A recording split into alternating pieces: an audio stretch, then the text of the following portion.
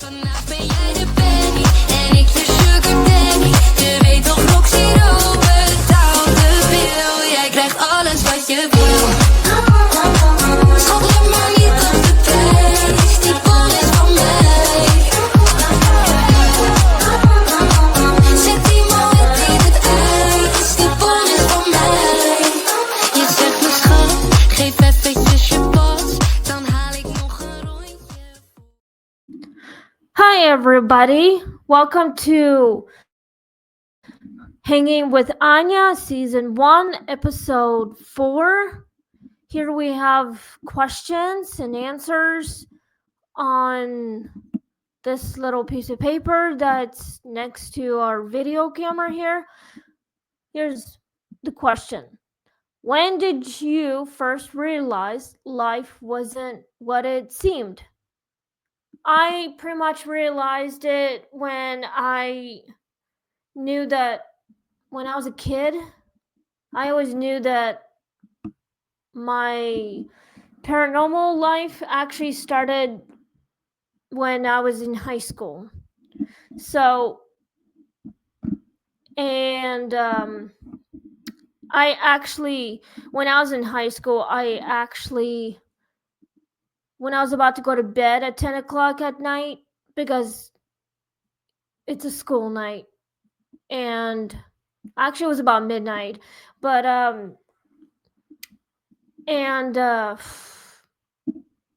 I heard someone calling my name, so I don't know why, but I mean, before my sophomore or junior year in high school, in the summertime, I had my window open. I was in my bedroom working on my music like I usually always done my entire life. And then I smelled like there's some fire going on across the park where I lived. It's in Kearney, Nebraska, where I'm from. And I literally just went to the window, and that's when I saw something burning across the park. But someone accidentally left their stove on, and that's when the house got burned to the ground. But everyone was okay. They weren't home, so I don't know why they did it, but they did this on purpose. So, question number 2, is everything connected, or are we just making patterns out of chaos? Good question. I actually don't know, but chaos has something to do with spirits who are just angry about something that makes them, I don't know, still connected maybe to Earth. People who literally who have passed on, forgotten what it's like to be human. People literally just don't remember. I mean, let's say if I've forgotten who I was when I passed away, I would want to investigate what really happened to me. I would want to know. I don't know, trying to contact the living and trying to help that person finding out what happened to me. And I would not feel angry anymore. I would pretty much feel like, like some spirit who just wants to figure it out what happened.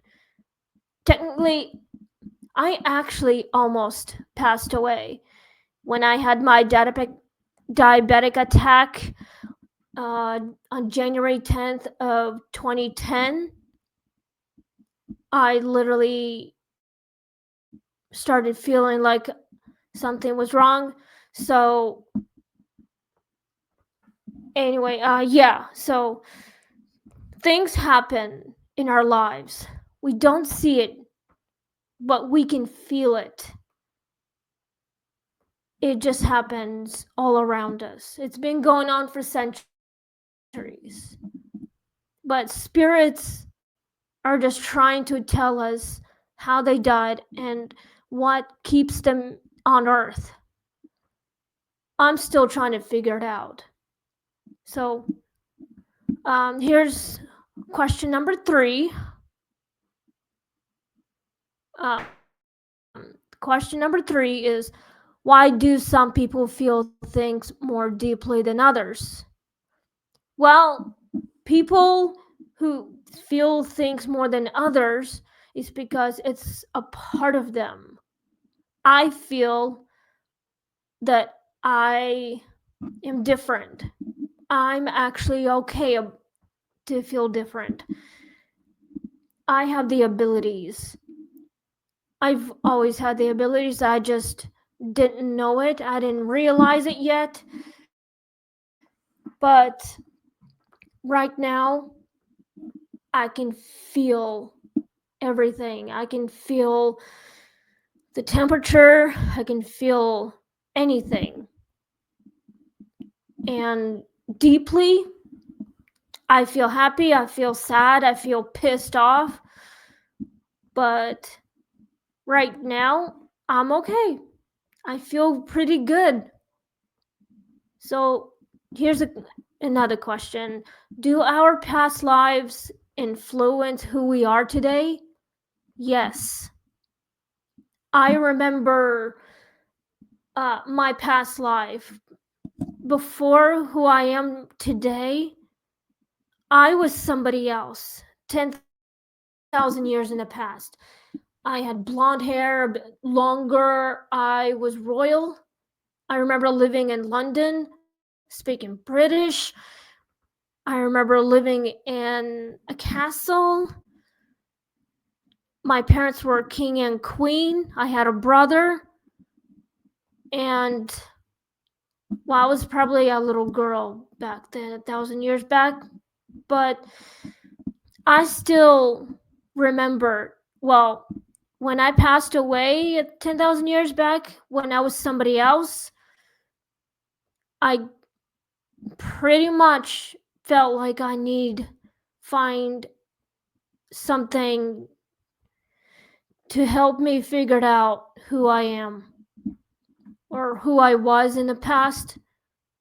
I get these dreams every night and I go back to my past life and I would remember where I was, who I was. It's just bits and pieces are still coming to me. And I pretty much do believe in past lives.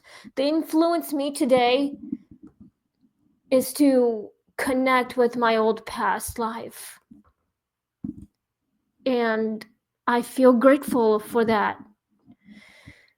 And here's question number 5. Can you really change your destiny, or is it written in the stone? Well, I don't know if it can change your destiny, or can you, or I don't know if I can, but it depends. It might have been, but I'm still trying to figure it out if it has written in stone. My destiny is actually help maybe find spirits and trying to help them. I wasn't sure what my destiny is right now, but I'm being patient. It happens. I didn't ask for my abilities to help these ghosts, but I actually embrace my destiny. I embrace my abilities. I will never turn my back on it. I love my gift of being an empath. Question number 6. what does it mean to live a meaningful life? It means that my life is actually grateful. Before I met someone, I didn't know what my life would have been like. I mean, I lived with my parents my entire life, and I finally found someone that I can live my life meaningful. I have a great job, I have a great home, my friends, my boyfriend, Chris, and he makes my life meaningful. He helps me, he takes care of me. I help him with everything that he needs. I help him take care of our pets. We go bunch of places that we want to go and just to get some fresh air. My life is actually in a good place, and I'm proud of that. So, question number 7: do children see more than we do because they are closer to the veil? Um, I think they might. I'm not really sure, but when kids are about 6 or 7 years old, they can see what's in front of us, even though us adults cannot see the veil. Most people can because they were born natural psychics, mediums. They actually have that gift. If God given them that gift, they would embrace it. They would still trying to figure it out. Kids at most times are scared if they don't know what it is. They're still learning to see more things. It literally just comes out naturally. It happens. Kids like to experiment, but that's just how they learn and grow. And they can control their natural abilities. They have to learn how to use it right. They can train to get closer or become more spiritual. So, question number 8: how do you know when you're on the right path in life? Good question. I'm still trying to figure it out. I pretty much have someone who can help me get on the right path. My friends, actually, my boyfriend, my spirit guides are helping me guide me on the right path as long as I believe in good things. I believe that I can truly find a way to get on the right path as long as you stay away from the bad ones. I'm still figuring out. But it's going to take me a long time, but I'm still trying to be patient. As long as God is right there with you, he will help you find the right path and stay on it. You just figure it out. It happens. So, um let's see.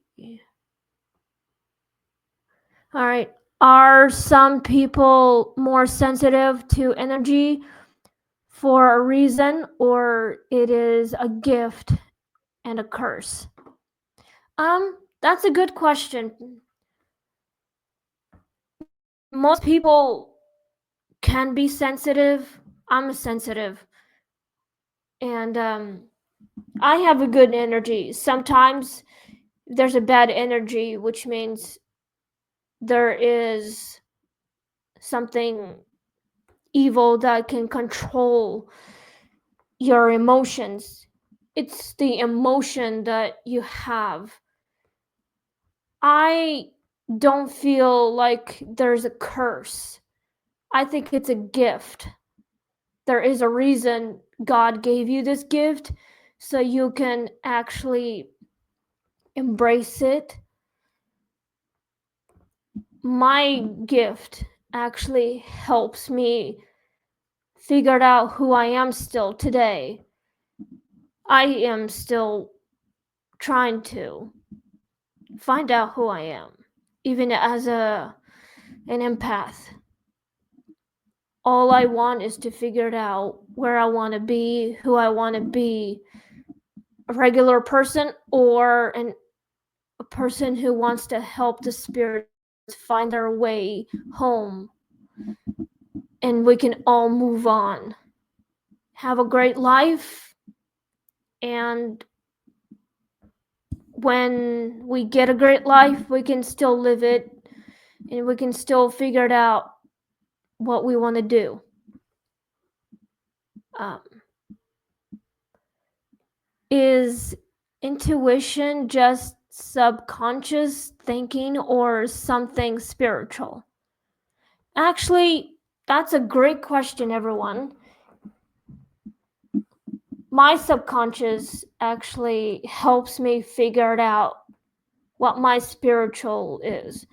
I'm still, here's what I would do if I want to get spiritual. I would meditate. It helps me get rid of all the stress. I would pray to God.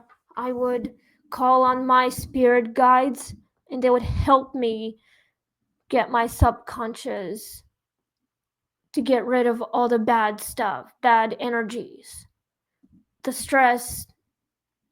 It just, spiritual things can kind of help you with something that you longing for, but spiritual thinking, all you got to do is meditate, get some fresh air, maybe pray to God to help you figure out what your spiritual would be. All you got to do is just close your eyes and think of something you like whatever it is on your mind. It it just happens. All you got to do is take a breath and release, and your subconscious or your intuition will just be released. Uh, why do some places feel haunted even if nothing happens? Well, a lot of places feel haunted is because I actually been to a haunted place. I've been to a haunted house with my friend Alexis Array Hernandez. Her maiden name is Robles, but she is now called Hernandez. She's one of my old friends, but we stopped hanging out. So, actually, places are always haunted. Something terrible happened in that place where spirits are attracted to. When a person went to that place, got trapped, and you feel something once you get there, those feelings just come out. And some places can be very bad, some places can be very good. Nothing happens because you don't believe.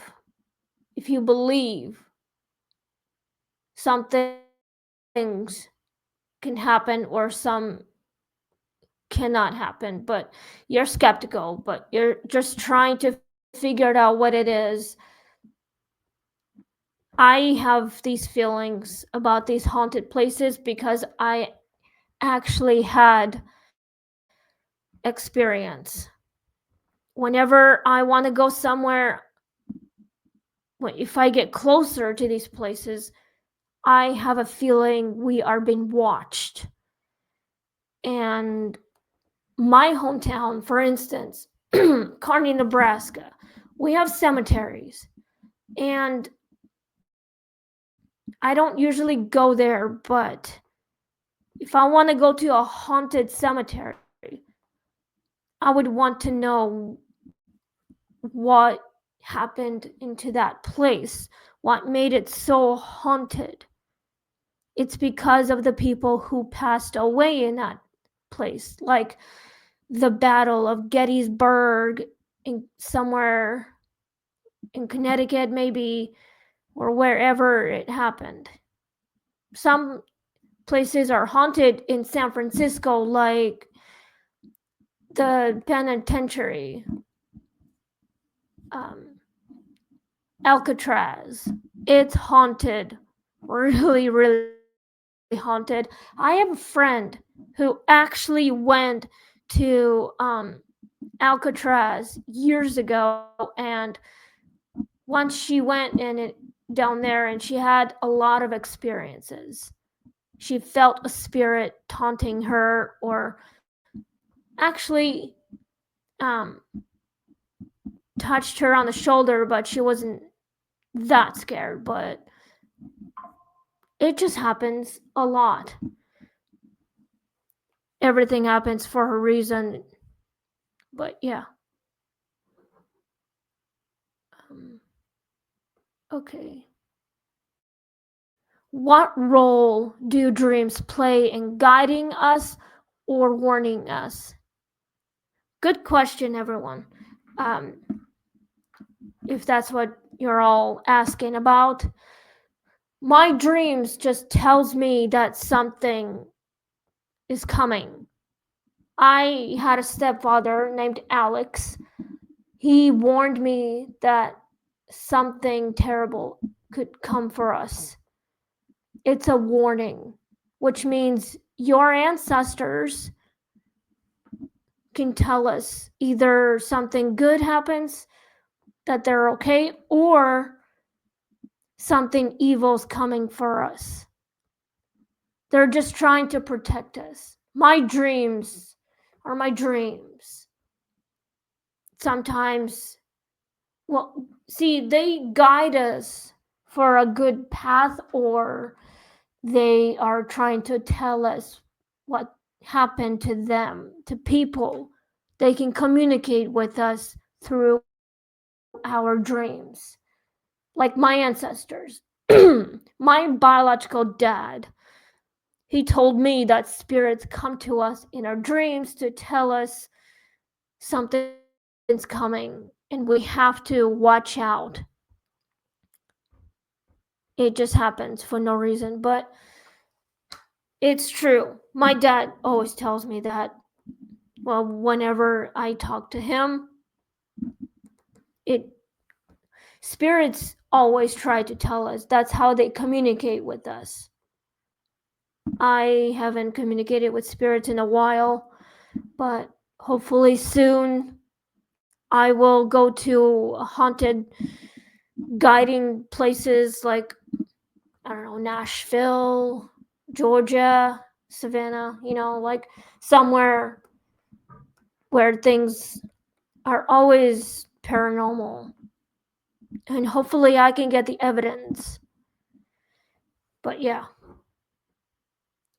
Can fear be a compass pointing you towards your own purpose?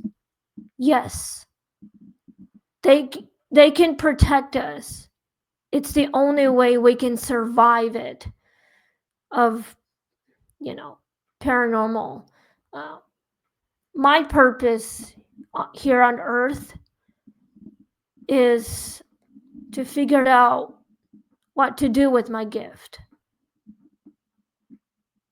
And if that mission is done, which means I survived it, I completed my mission, I feel sometimes I fear something might happen to me in the future, but it's the only survival thing you can get. It helps you figure out what to do with all this. It see the compass, it guides you to longing, like to go somewhere, your home, figured out what it is. But fear can be a compass sometimes. But yeah. Do you believe we meet people for a reason, or is it all just coincidence? I do believe that we meet people. Some people that I don't want to meet, some people I do, but I've met my boyfriend about 2 years ago when I started working at Two Dads in a Bookstore. And I was just learning how to be a greeter and how to sell books. I was trained. And I've met a bunch of people I've known maybe for years or so, but I actually met a lot of people in my past. Some I haven't met yet, but it happens. I actually am going to meet a bunch of people on the road, see new things, but maybe become friends with. I still believe in meeting people for any reason at all. Um, okay. What would you do differently if you knew you were being watched by something otherworldly? Ooh, I would probably investigate why am I being watched. I have a feeling. I can sense them. I know that I'm being watched. Spirits are trying to figure it out. What are we doing with our lives? How are we living it? It's kind of spooky, but perfect. Yes, it's for Halloween, but yes, it's a good feeling for me, but I'm not scared. What I would do, I would actually want to investigate. I want to ask those spirits, why are they watching me? And can they just try to talk to me? I would want to talk to them, find out why. Anyway, that's all we have today. Thanks for listening, and we'll see you on next episode. Episode 5. This is season 1. And thank you. Have a wonderful day. Oof, damn. I need to pee. Fuck. Fuck.